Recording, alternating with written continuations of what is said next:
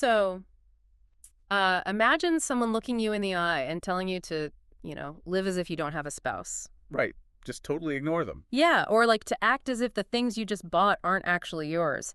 And to completely suppress all your joy and your grief. I mean, it sounds like a recipe for a totally robotic life, doesn't it? It really does.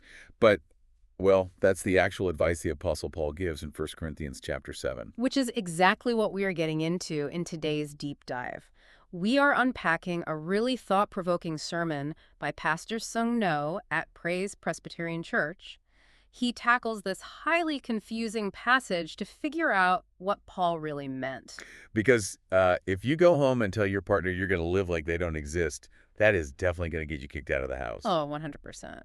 And Pastor No actually makes that exact joke in his sermon. He does, yeah. Yeah. And, to understand this advice, we really have to strip away our modern expectations. We have to look at the historical context. Paul isn't promoting this emotionless monk-like existence. Right, he's writing during an impending crisis. Right. Exactly. The church in Corinth was facing something major. Whether it was famine or persecution, normal life planning was basically impossible at that moment. Which makes total sense. I mean, you can't exactly plan a wedding when you aren't sure you'll even have food next week. No, you really can't. And Pastor No compares this ancient uncertainty to, well, the modern hesitation of a lot of 30-somethings today. People putting off marriage or starting a family because of skyrocketing rent or student loans. Yeah, and a totally unstable job market. So if Paul isn't telling us to become literal robots, he's basically saying we need to treat our daily lives as temporary, especially when things are so unstable. Right, because everything is kind of up in the air. Exactly, because that ancient crisis and our modern ones do the exact same thing. They expose the fragility of the things we consider permanent. We have this natural tendency to treat passing things as eternal guarantees. Like a newly bought house or a fat retirement account or, even a child's academic success.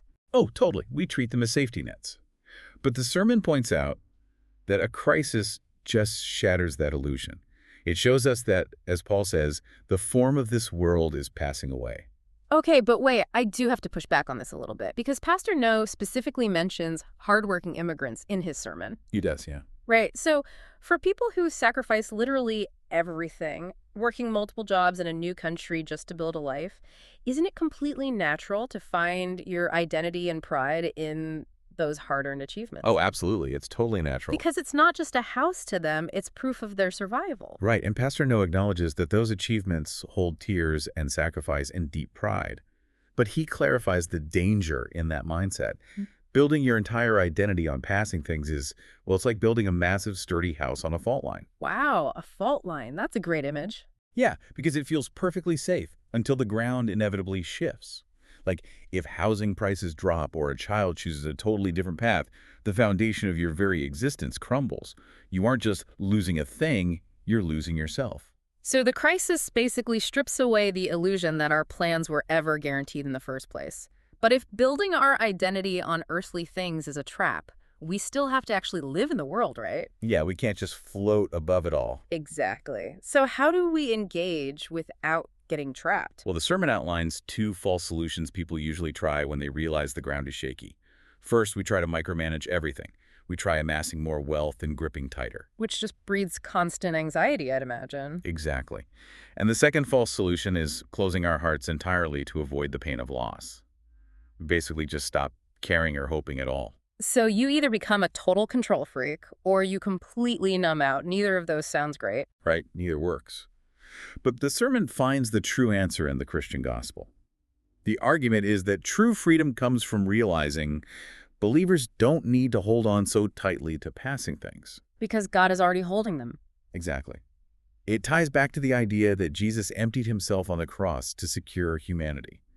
If we follow the sermon's logic, believers are freed up to love deeply. Right, without demanding that their spouse or their bank account or their career act as their ultimate savior. You don't have to make earthly things your ultimate source of security. Which completely recontextualizes that really harsh opening advice.